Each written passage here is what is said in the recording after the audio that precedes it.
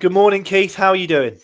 I'm okay, mate. Just done a little bike session earlier this morning, and as you saw me earlier doing a few really bad deadlifts, trying to get stronger in my hammies, but we'll see how that goes. Nice. I did screen record it. I don't know. I'll send you the video, and you can see whether that's something you want put out on social media or not. No, I'm looking forward to today. We've been podcasting. We podcasted yesterday, so we've been on camera a fair bit, but we're doing a new style of episode today, and hopefully any viewers and listeners will enjoy it. The idea is a bit of a spotlight and analysis around a certain bowler, and we're going to discuss Scott Boland today. The guy's just literally bowling his heart out for Australia, so that's a good starting point. You a fan of his, Keith? I am, mate. Runs up, lets it go in a good area, makes something happen. Keeps it simple. Perfect. It's not. Perfect. Well, it's not. It just seems basic, straightforward, yet successful. Yeah, like a lot of good things, isn't it? Nice and simple. Yeah. So a little bit of background. Scott Boland is 35. He's coming up to 36. So actually, Australia, they're not afraid of having an older player. Actually, his debut was at 32, which is quite old for a debutant, isn't it? It is. Yeah. So made his debut at 32, and he's recently in this most recent series against India, he's taken 21 poles in the 3 tests he's played, and he's there. I guess he's the next cab off the rank for Australia, basically. Obviously, the big 3 of Stark, Cummins, and Hazelwood occupy their main 3 places in their team. But whenever any of them has a niggle or needs a rest, this guy comes in and he does incredibly well. So let's start with what he's trying to do. In your opinion, when you watch him, what do you think his stock ball is? What's his general vibe? From what I see, it looks as though he's trying to bowl in an area that asks questions from the batsman, and looking to try and get the ball to move slightly, just to make the batsman feel a bit unsettled. And it seems that he does it very well.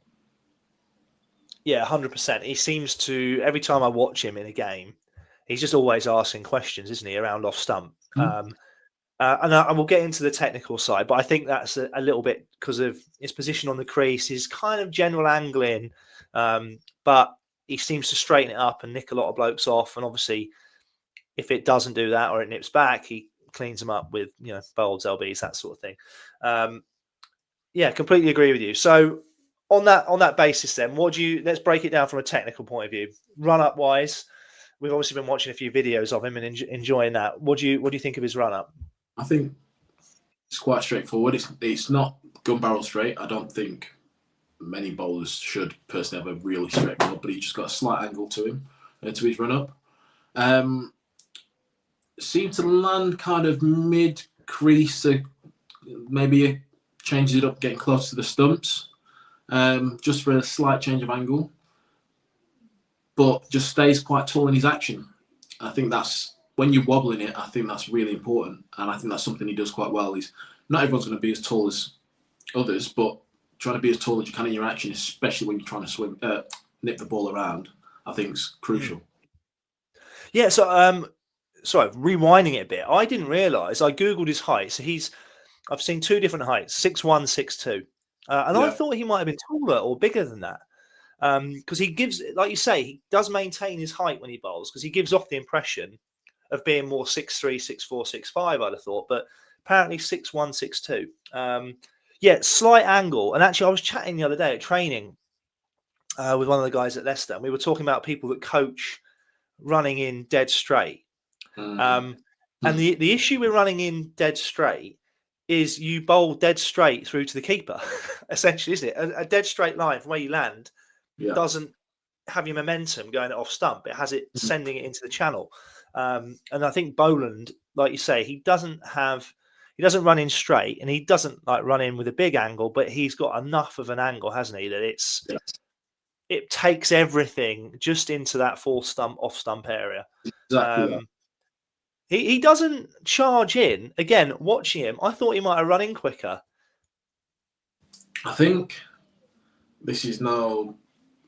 he doesn't look like a big, strong, tall, athletic bowler, and I think he's as athletic as his body needs him to be. So he's still quite strong in his run up, but yeah, he's he finds a way of doing it. Yeah, he. I mean, I think this is a compliment. He reminds me a bit of Abbo, your teammate at Hampshire. That kind of style. Although I'd say Abbo probably runs in quicker than Boland from what we've just watched. We talked about his mid crease landing. It's maybe mid crease slightly tighter than that. Is that fair? Maybe yes, yeah. But I would say when at release, the ball, like you said, looks as though it is just fractionally coming in towards the off stump area. Yeah, it's I think this is the right term. The way I describe it, he's definitely beyond. He's slightly beyond the perpendicular, isn't he? He's like he's the opposite of Slingy, basically. Yes. Do you know what I mean? He's past 12 o'clock, and he does definitely have that push in. He we've seen a bit of footage and stuff.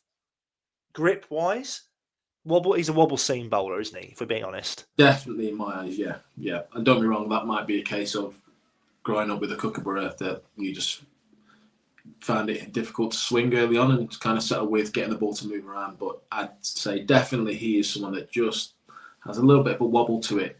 And the seam, like I say, it's not erratic. That seam's not scrambling everywhere. It is just slightly off tilt, ever so slightly, but boy, is it effective.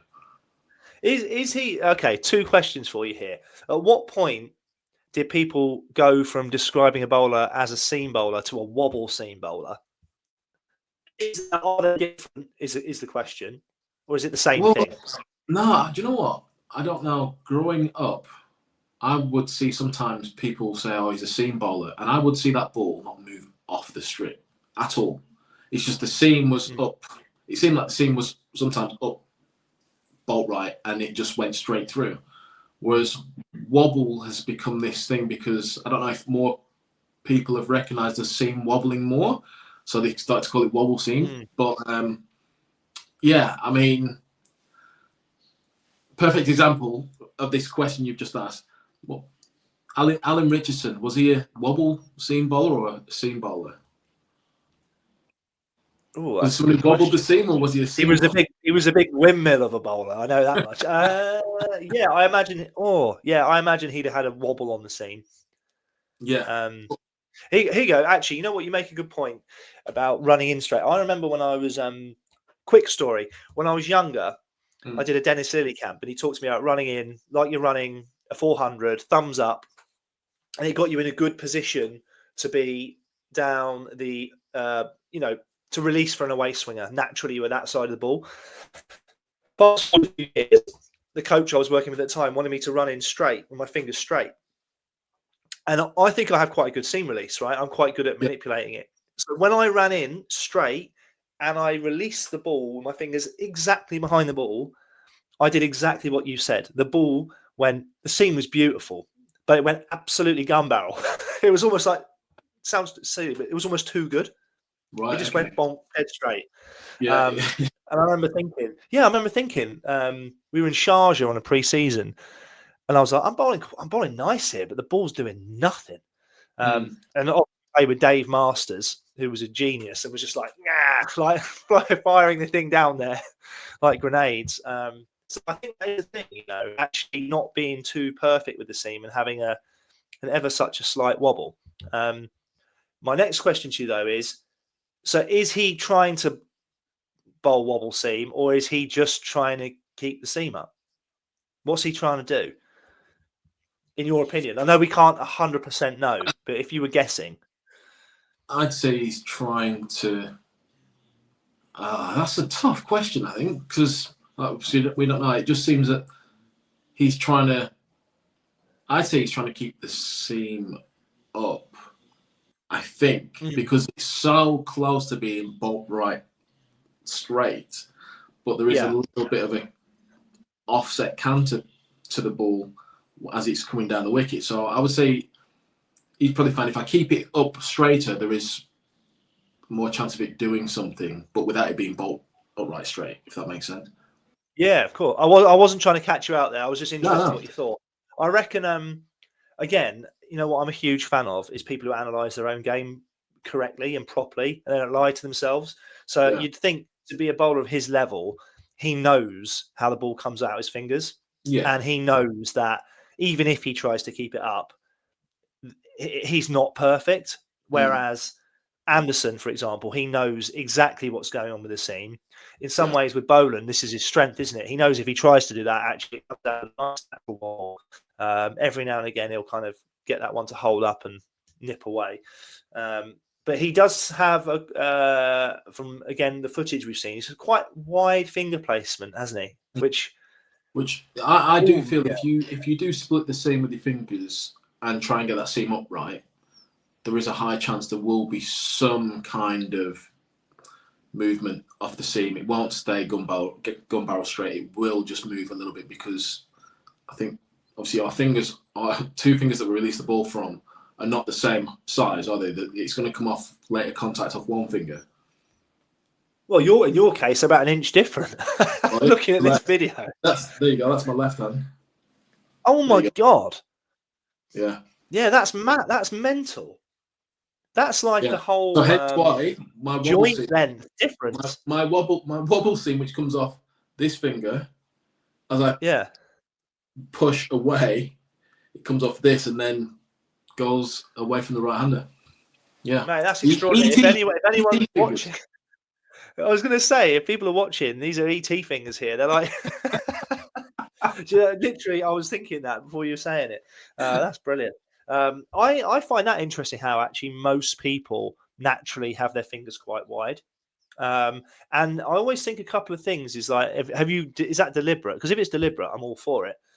But you do increase friction on the ball, which can reduce speed the wider you go. But obviously, the extreme example is a split finger. But as you do creep wider, you do lose a fraction of what's the word I'm looking for? Yeah, there's just a bit more friction on the ball, and it comes out a tiny bit slower, in my opinion. Don't know what you think about that. If you think I'm talking absolute guff. Honey, so you're saying that you think splitting your fingers gives you more grip?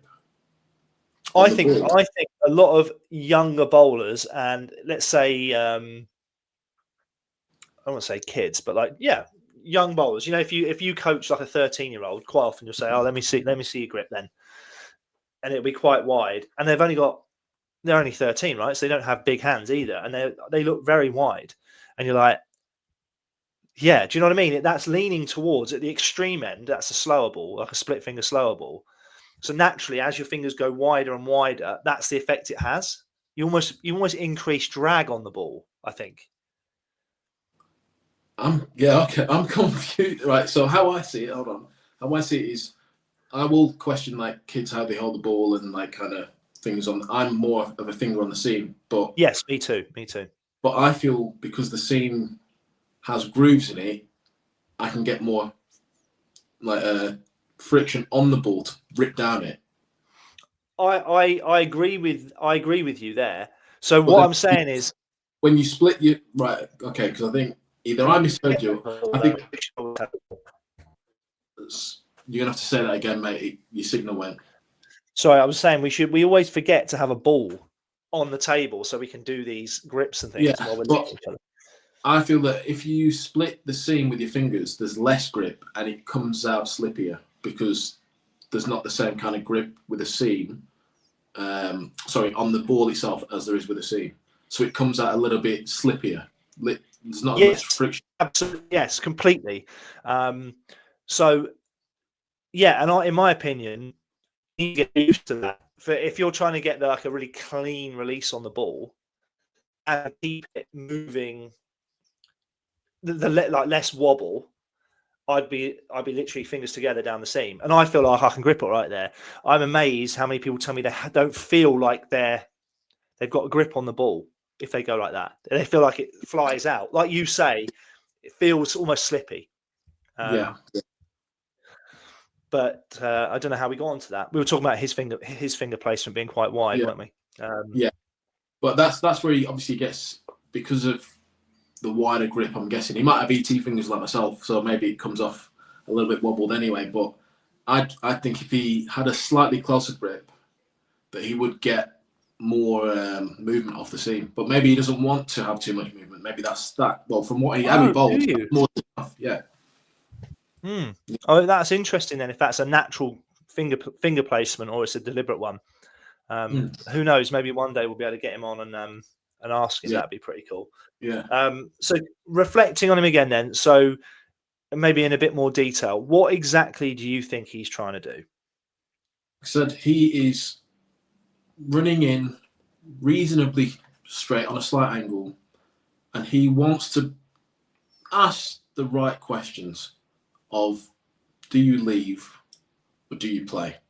And with his skill set of being able to get the ball to move off the wicket, if he's in and around that area, you're going to probably play it one you shouldn't do, or you're going to leave one you shouldn't do. He, as we saw on the clips that we watched, he's dangerous. He's very, very dangerous. Without being super quick, just kind of being straight, simple. It's almost like he just bowls the same ball over and over, and that's it. It reminds me a little bit of Mohammed Abbas and how he goes about it. It's nothing amazing as such, but he's just consistent in what he does. Yeah, that's fair. I think essentially where he's got this like nice mid crease to maybe slightly tighter than mid crease position. He's beyond the perpendicular bit, so he's got that feeling of running it in. If he bowls into fourth stump, batters should really, on the whole, be looking to play at him more than leave him because of that angle. And I think like that's where, isn't it? If he then gets nip, he essentially takes the edge or exposes gaps in the forward defence and stuff like that. It's actually a foolproof game plan. But like you've said, the real crucial word there, you said into off stump or fourth stump, sorry. But like you said, also he comes from just past the perpendicular, so he is angling it towards the stump ever so slightly, encouraging the batsman to want to play. But with the ball, a lot of the time he gets it to nip away a fraction. That's where he becomes even more dangerous. So he's always asking questions: do you leave or do you play? It's the ball's in your court. 100%. So before we went on, we were just talking through his length. He holds his length very well. He strikes me as someone who probably doesn't have to worry about that too much. No, I think, don't get me wrong, I think there would have been a time where, as we all are, we don't have a natural area we hit, and we're trying to be consistent. And for us growing up, we were trying to swing it. For him, it might have been just hit that area, hit that area, hit that area. Now it's just, he could probably do it with his eyes closed. His body knows exactly where it needs to let go, when to let go of the ball. He knows exactly what he's going to do, and he definitely doesn't have to think about it. I don't think that. No, bit of a metronome. And with like his, I guess, with his physical qualities, I'm amazed he's not taller. So I'm going to challenge the internet on this one. But his physical qualities mean that he can operate that way. He's big enough. You're gonna have to say that again, mate. I couldn't hear you. He's what? So his physical qualities make all of this kind of achievable for him. He's big enough, isn't he? If he's 6'2", for example, he's going to get enough bounce. You got the Australian surfaces, which give him a bit of bounce. It's actually, again, I said a minute ago, it's the perfect way to operate for him. What do you think his super strengths are? So we've talked about what he's trying to do. I guess he achieves it, right? Yeah, his super strength is being consistent in hitting a really good area and moving the ball. Simple as that. As it just, like you said, metronome. It's just the same thing over and over. Nothing different.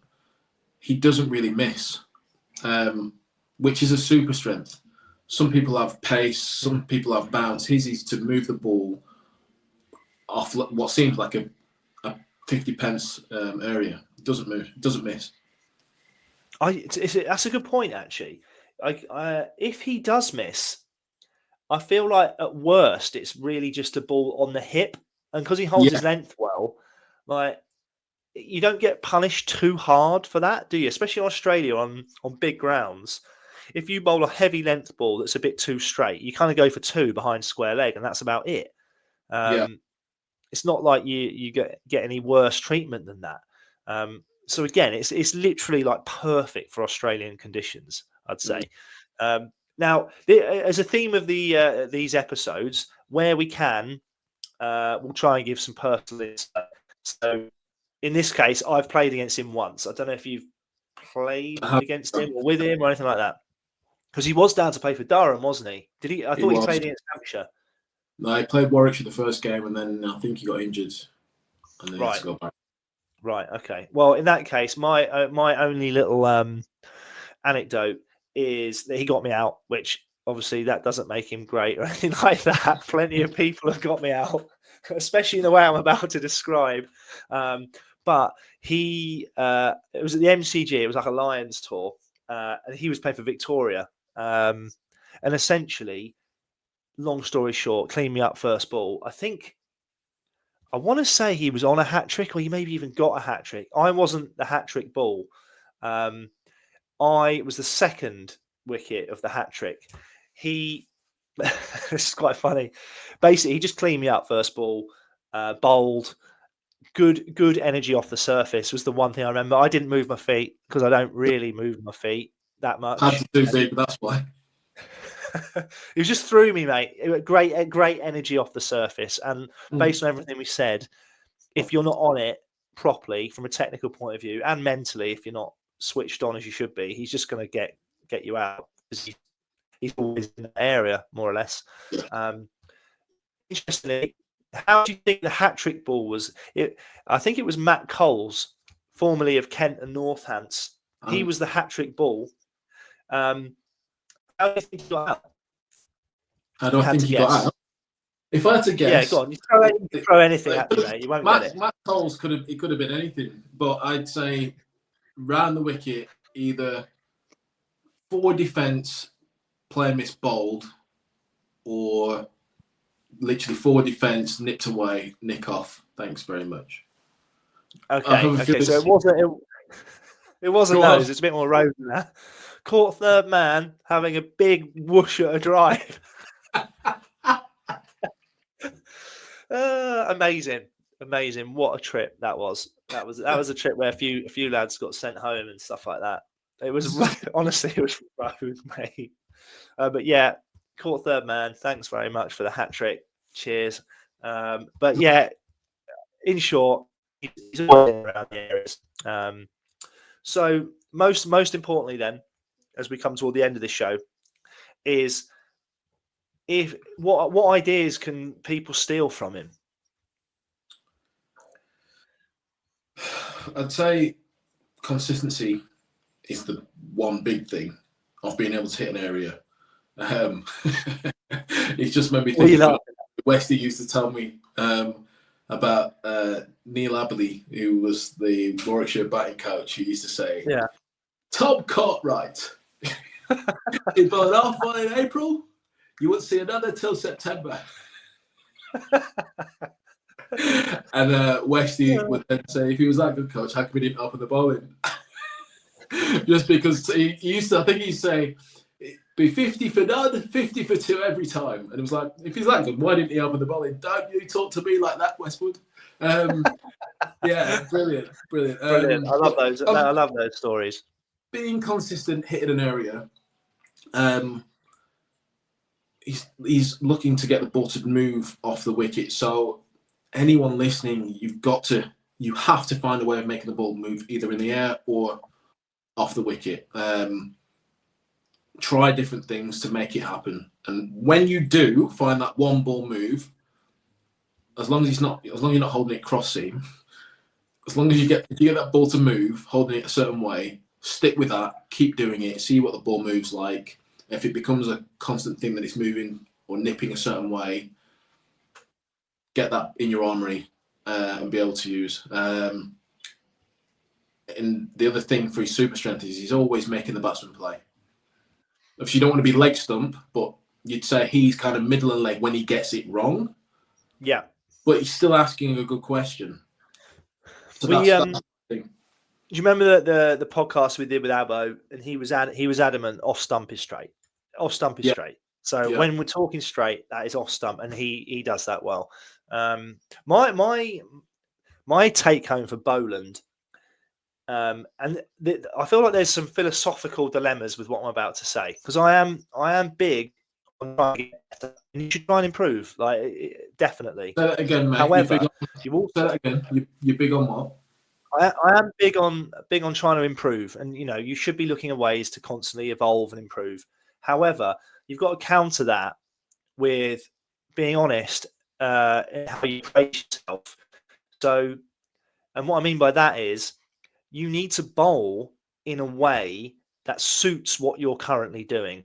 It's no good if let's say Boland all of a sudden was like, you know what, I'm going to get really tight to off stump, and he tried to operate in the same way, because actually he would lose that kind of angling it into off stump feeling that he currently does so well, which basically draws batters in and commits them to defending balls that maybe they shouldn't. Do you know what I mean? Yeah.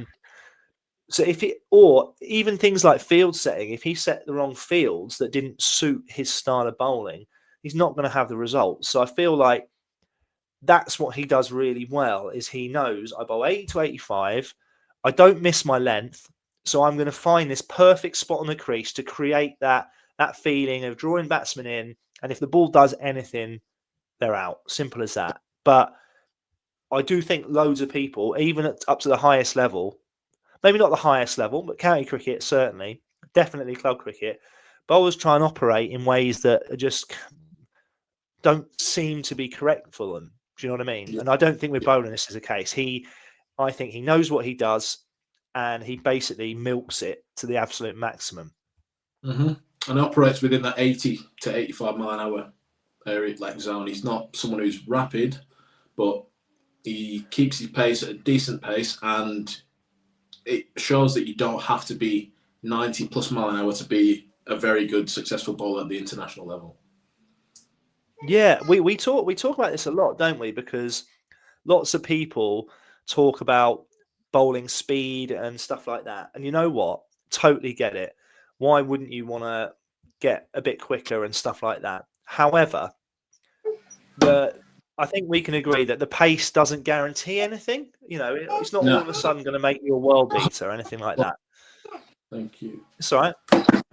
Sorry, mate. Just being given a few things up my little girl there. What have you got there? I've just got Teddies a finished milk and nice. Finished bowl of food. Lovely. The joys of being a parent. Oh yeah, yeah. I just think that pace, it's great, but there's definitely being the right speed for what you're trying to do, and for the way he operates, 80 to 85's perfectly fine. It's enough. And actually, his main focus, I would imagine, is always exploiting as much movement or extracting as much movement as he can, rather than being quicker. Do you know what I mean? Yeah, I have before we get to the end of this, I have a question for you. I don't know the answer to this. Oh wow, okay. There's two questions within the same two people. Who do you reckon's got a better strike rate? Vernon Philander or Scott Boland? Because they're very similar bowlers. Oh wow. It'd be worth finding out, wouldn't it? That's a great question. And who? I thought you knew. No, I just thought of this now. It's something that we need to look at. But who would you choose? Not knowing what their averages are exactly in the strike rate, who would you choose if you had to bowl like one? Forget how they look when they bowl. Just if you had to pick a way of bowling, because they both wobbled it. Both were very successful. Both attacked the stumps. Both made the batsman play. Oh, jeez. Am I talking purely as a bowler, or am I factoring in who they are, where they live, and all these things? Just who they are as a bowler. If you were just going to have to carry yourself around and bowl exactly like them, as in from the ball leaving the hand. I personally probably Philander, if I could choose. Okay. I think Philander. This is a big shout. Probably had a fraction more tools in the armory. I think Philander could swing it as well. not that he would, you know what I mean? I'd probably lean towards Philander. And also, we seem to get a lot of South African guests on, so I don't want to burn that bridge, and I want to invite Philander on officially. I'd probably say Philander. I'd expect Philander to have probably a better strike rate as well. But it'd be close. Mm. Yeah. I It's mean, not- also, I mean, Philander. The crazy thing here is Boland doesn't get in the Australian team if they're all fit. Mm. Philander did in that South African team. Yeah. You know, it was him and Stain and Cool. Morkel. Jesus, oh Christ! What's a better bowling attack? Stain, Morkel, Philander, or Stark, Boland, Cummins? I won't really want to get hit off Stain or Morkel. I'd just be waiting for Philander to try and just tee off against him, but I know he'd get me out. Whereas the Aussie lot, I wouldn't want to face them either. So I kind of probably the old Ricky Clark plan D, pull a hammy before the game, mate. Yeah, I reckon so. Mate, look, I think that's a good episode. I think there's lots of value in it. We've enjoyed discussing Boland. I will edit this podcast slightly because I think where I can, I think the sound quality might not be the best because of my internet connection. So thank you very much for bearing with any sound issues for anyone listening. But let us know what you think of this, because this is a new type of episode. So if it's something you enjoyed and you would like more of, then please message us on either YouTube or Instagram or something like that and let us know. And give us more bowlers. Give us more bowlers that you want us to talk about if you do. Great. Right. Yeah. Let's leave it there, Keith. Pleasure as always, and we'll chat again soon. Cheers, mate. See ya.